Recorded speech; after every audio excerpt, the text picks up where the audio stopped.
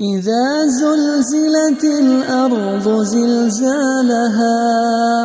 وأخرجت الأرض أثقالها وقال الإنسان ما لها.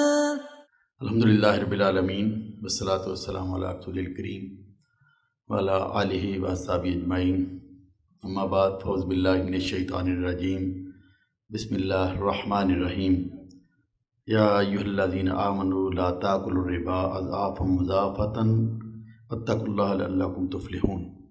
رب اشرح لی صدری ویسر لی امری واحلل عقدۃ من لسانی یفقہوا قولی. صدق اللہ العظیم. محترم امیر تنظیم اسلامی پاکستان جناب شجاع الدین شیخ صاحب، دیگر عمائدین تنظیم اسلامی، انتہائی محترم بزرگوں، دوستوں، بھائیوں، السلام علیکم ورحمۃ اللہ وبرکاتہ. سب سے پہلے تو میں تنظیم اسلامی فیصل آباد حلقہ کو اس بات پر مبارکباد پیش کرتا ہوں کہ انہوں نے انتہائی اہم موضوع پر آج اس سیمینار اور اس پروگرام کا انعقاد کیا ہے. ہم سب سود کے حوالے سے اس بات سے تو آگاہ ہیں کہ سود حرام ہے، قرآن میں سود سے منع کیا گیا ہے. قرآن اور احادیث سے مبارکہ کی روشنی میں اس پر ایک عام مسلمان بھی یکسو ہے کہ سود جو ہے یہ اللہ اس کے رسول کے خلاف اعلان جنگ ہے. اس لیے جو بھی اسلام کے ساتھ ایک تعلق رکھنے والا، محبت رکھنے والا اور ذرا برابر بھی جو عملی مسلمان ہے، اس کی یہ خواہش ہوتی ہے کہ وہ سود سے بچ جائے، اس سے جو ہے وہ کسی طریقے سے بھی اس میں انوالو نہ ہو، اس میں شامل نہ ہو. اس لیے کہ قرآن نے بڑا واضح طور پر یہ فرما دیا ہے کہ پوری امت کو، اے ایمان والو، یہ بڑھتا اور چڑھتا ہوا سود کھانا چھوڑ دو اور اللہ سے ڈرو تاکہ تم فلاح پا جاؤ. سود حقیقت میں تو سرمایے کے استعمال کا معاوضہ ہے. اگر سادہ لفظوں میں اگر سود کی تعریف کی جائے تو سود اصل میں یہ ہے کہ جس طرح کوئی بھی چیز ہم اس کو استعمال کرتے ہیں اور اس کا کرایہ دیتے ہیں. مکان کا کرایہ ہوتا ہے، مکان کرائے پر لیا جاتا ہے، گاڑی کرائے پر لی جاتی ہے، یا اس تک کے علاوہ زمین کرائے پر لی جاتی ہے. بالکل اسی طرح اگر روپیہ یا کرنسی یا پیسہ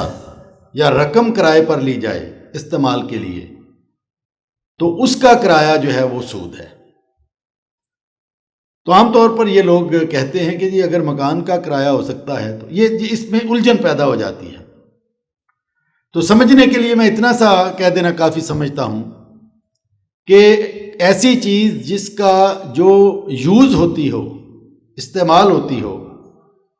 اس کا کرایہ تو اسلام نے جائز قرار دیا ہے. زمین کا کرایہ، مکان کا کرایہ، یہ استعمال ہوتی ہے، چیز اپنی جگہ پر برقرار رہتی ہے، اس کا استعمال ہوتا ہے، اس میں ٹوٹ پھوٹ ہوتی ہے،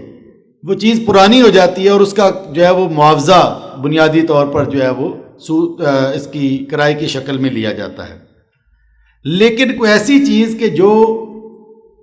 اپنی اصل حالت میں باقی نہ رہے استعمال ہونے کی صورت میں، انگلش میں اگر لفظ استعمال کرے تو کنزیوم ہو جائے، خرچ ہو جائے، تو اس کا کرایہ جو ہے وہ سود کہلاتا ہے.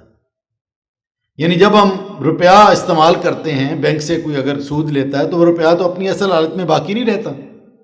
اس سے مال خرید لیا جاتا ہے اور وہ اس کے بعد وہ کئی ہاتھوں میں جا کر کچھ سے کچھ ہو جاتا ہے. تو اپنی اصل حالت میں تو کسی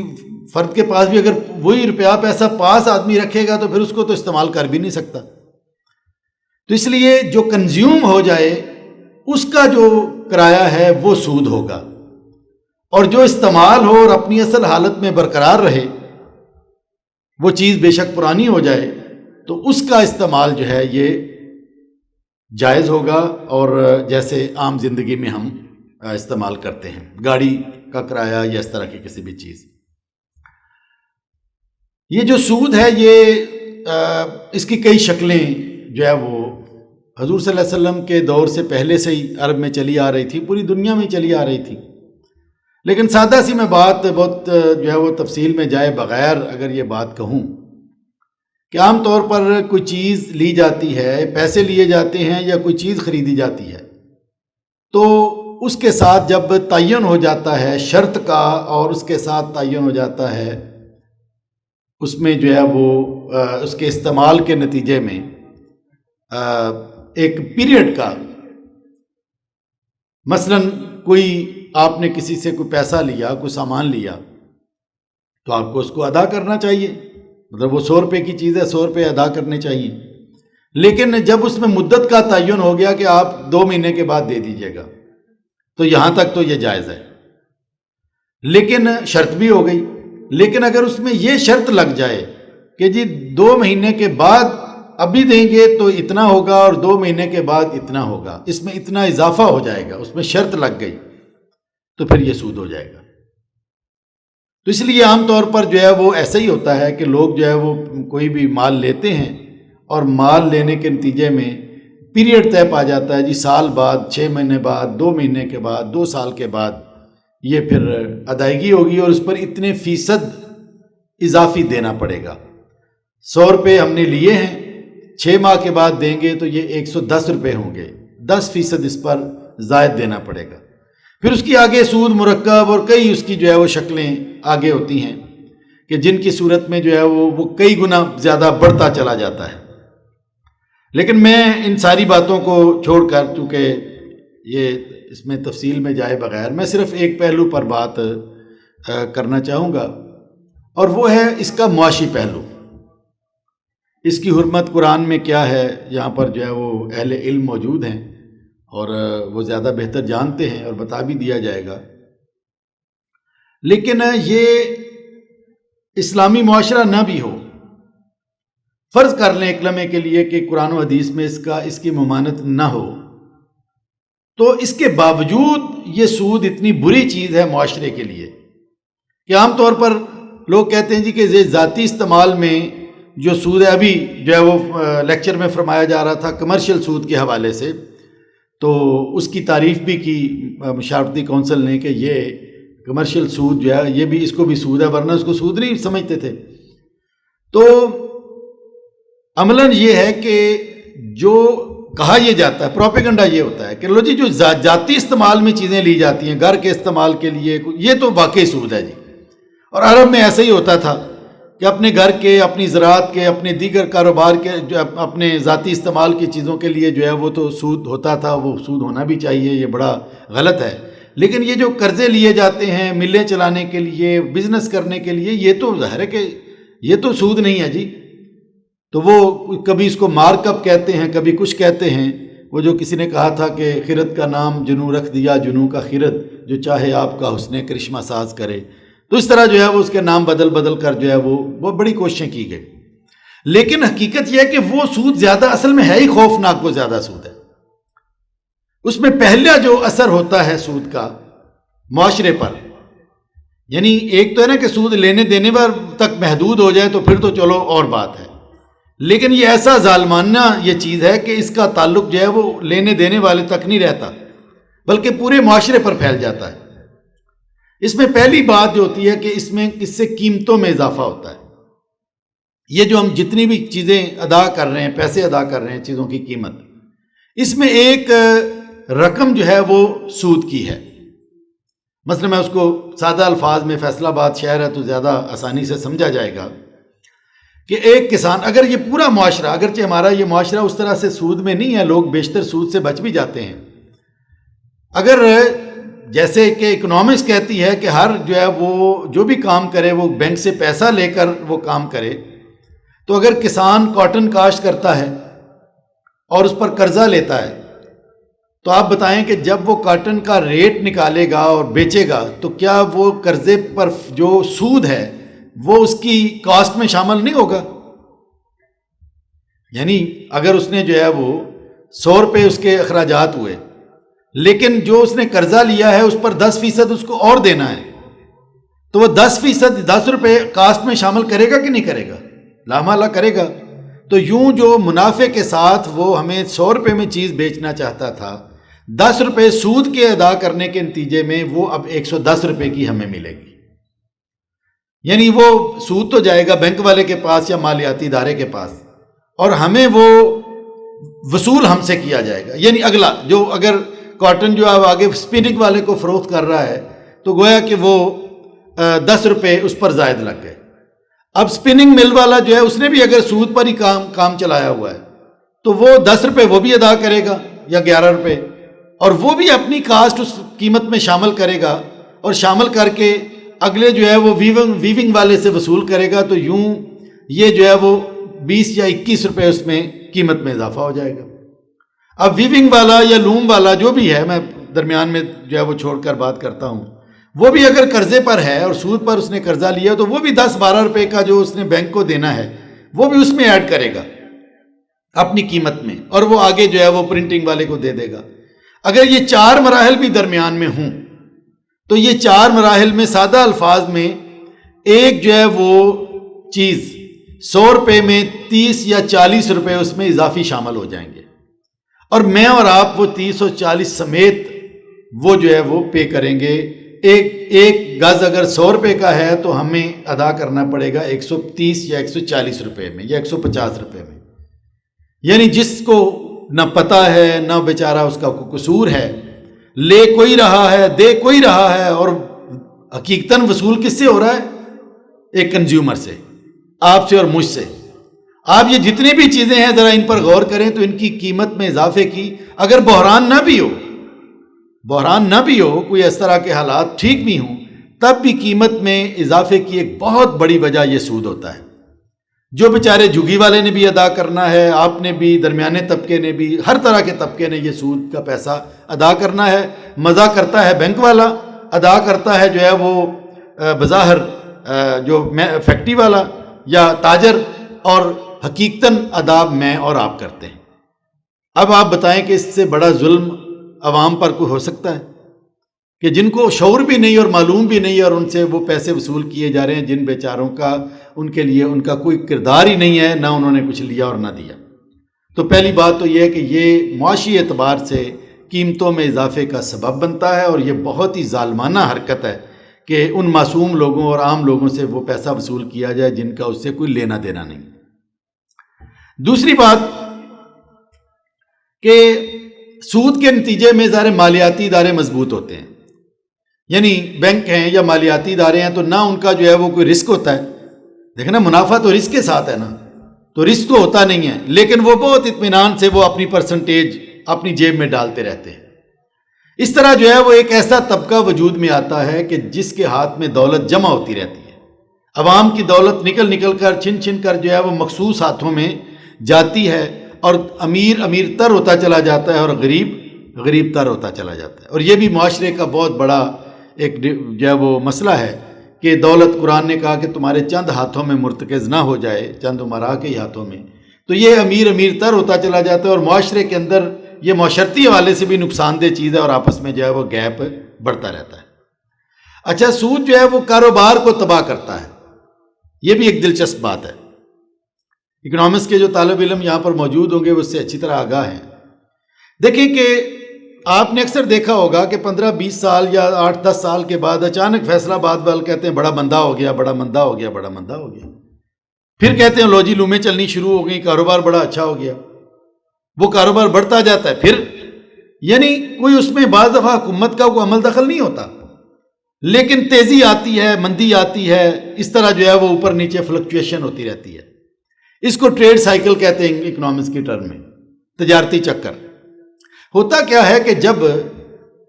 ایک فرد نے ایک مل لگائی ہے، ایک کاروبار کیا ہے، اب اس نے جو ہے وہ فرض کر لیں کہ کاروبار مندے پڑے ہوئے ہیں، تو ہمیشہ جب قرضے نہ لیے جائیں بینکوں سے تو بینک سود کو کم کر دیتے کہ تاکہ ان کا پیسہ جو ہے وہ لوگ لیں۔ ایسا ہی ہوتا ہے نا جی، کہ چیز کی ڈیمانڈ نہ ہو تو چیز سستی ہو جاتی ہے۔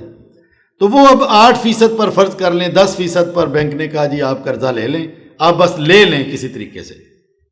اب 8 یا 10% پر قرضہ لیا، اس نے اپنا کاروبار کیا، اس نے اپنی پروڈکشن کی، اب اس کی کاسٹ باقی آئی 90 روپے، 10 روپے اس نے سود کے شامل کیے، 100 روپے اس کی کاسٹ آئی، 110 روپے میں اس نے چیز بیچ دی۔ اچھا وہ عوام سے وصول ہوا، 110 روپے میں اس نے چیز بیچ دی۔ اب اس کو بعد کچھ اور لوگوں نے بھی بینکوں سے رابطہ کیا اور انہوں نے بھی جو ہے وہ کہا کہ ہمیں بھی قرضہ دیں۔ جب قرضے کی ڈیمانڈ بڑھی تو بینک والوں نے 8% کی بجائے یا 10% کی بجائے 12% کر دیا، تو اس نے جو ہے وہ اپنا بڑھا دیا بینک والے نے، اب اس نے 12% پر قرضہ دینا شروع کر دیا۔ جب 12% ہوا تو اگلی پارٹیاں جو ہے انہوں نے 12% پر لے کر وہی کام کیا۔ اب انہوں نے ظاہر ہے کہ مارکیٹ کا ریٹ اگر 110 ہے تو 112 میں تو نہیں بیچ سکتے، تو ان کا منافع 8 روپے رہ گیا، 2 روپے گھٹ گیا۔ اس طرح جو ہے وہ اگلی ڈیمانڈ بڑھتی چلی گئی، وہ سود 14%، 15%، 16%، 17، اس طرح بڑھتا چلا گیا۔ اینڈ پر جنہوں نے قرضے لیے انہوں نے جب چیزیں بنا کر مارکیٹ میں بیچیں تو ان کو منافع نہیں مل رہا، وہ برابر سرابر پاری، بعض کو نقصان ہو رہا ہے، اس لیے کہ وہ مارکیٹ میں جو پہلے والے ان کا مقابلہ نہیں کر سکتے۔ وہ تو 8% پر جو ہے وہ انہوں نے سٹارٹ کیا تھا، یہ تو 14-18% پر جو ہے وہ قرضہ لے کر سود لے کر اس کو کر رہے ہیں۔ تو نتیجہ یہ نکلا کہ بعد میں جو جن لوگوں نے قرضہ لے کر فیکٹریاں لگائیں وہ یک لخت بند ہونا شروع ہو گئی، اس لیے کہ وہ اس پرائز پر کمپٹیشن کر ہی نہیں سکتے تھے۔ جب یک لخت کچھ فیکٹریاں بند ہوئیں تو اس کا نتیجہ یہ نکلتا ہے کہ اچانک لوگ بے روزگار ہوتے ہیں، اچانک جو ہے وہ چیزیں بند ہوتی ہیں، تو اس کے نتیجے میں بڑی تیزی کے ساتھ ڈیمانڈ کم ہوتی ہے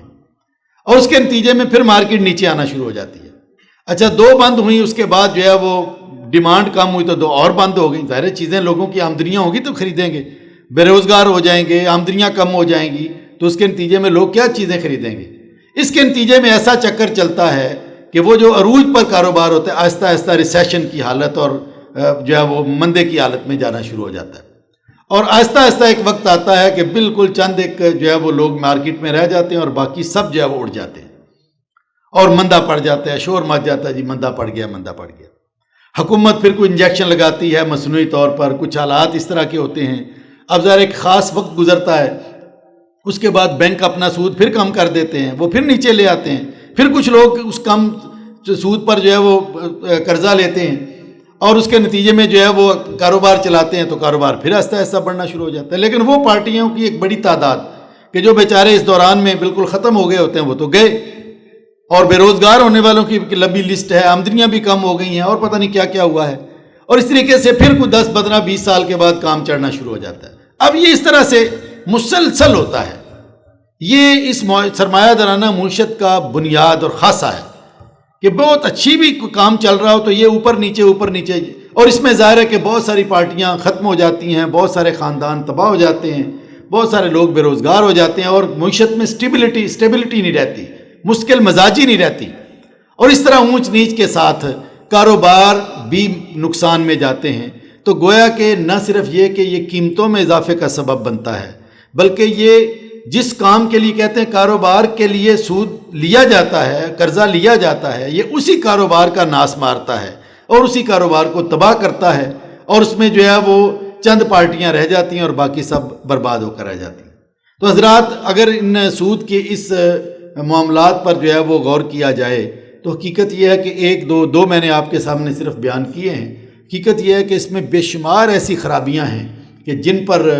اگر بات کی جائے تو آدمی دنگ رہ جاتا ہے کہ یہ اتنی خبیث چیز ہے، یہ تو معاشرے کو بالکل ہلاک کر ڈالتا ہے اور لوگوں کو پتہ ہی نہیں ہے کہ بیچارے بھگت رہے ہیں۔ اسی لیے قرآن نے اس کو جو ہے وہ اللہ اس کے رسول کے خلاف اعلان جنگ قرار دیا، اور اسی لیے اللہ کے نبی نے جو ہے وہ سود کے حوالے سے وہ بات فرمائی کہ آدمی جو ہے وہ بالکل ایک مرتبہ دم بخود رہ جاتا ہے کہ آپ نے فرمایا کہ سود کے 70 اجزاء ہیں، اور کم تر جو جز ہے وہ سود کا وہ اتنا بڑا گناہ ہے کہ گویا کوئی اپنی ماں کے ساتھ زنا کرے۔ تو اس کے باوجود لوگ سود لیں اور دیں اسلامی مسلمان معاشرے میں، اس سے زیادہ شرمناک اور بدتر بات کیا ہو سکتی ہے؟ اور حکومتیں اس پر اترائیں اور کورٹوں میں جا کر وہ اس کے جو ہے وہ سود کو جاری رکھنے کی کوشش کریں، تو مجھے تو حیرانی ہوتی ہے کہ وہ لوگ آخر کیا سوچ کر یہ کام کر رہے ہیں، آخر اللہ کو جا کر کیا منہ دکھائیں گے۔ اللہ تعالی ہمیں اس چیز سے بچنے کی توفیق عطا فرمائے، اور جو لوگ اس میں جد و جہد کر رہے ہیں اس کو جو ہے وہ ختم کرنے کی اس پاکستانی معیشت سے، اللہ تعالیٰ ان کو کامیابی سے بھی ہمکنار کرے اور ان کو اجر بھی عطا فرمائے۔ وآخر دعوانا الحمدللہ رب العالمین۔ إذا زلزلت الأرض زلزالها وأخرجت الأرض أثقالها وقال الإنسان ما لها يومئذ تحدث أخبارها بأن ربك أوحى لها يومئذ يصدر الناس أشتاتا ليروا أعمالهم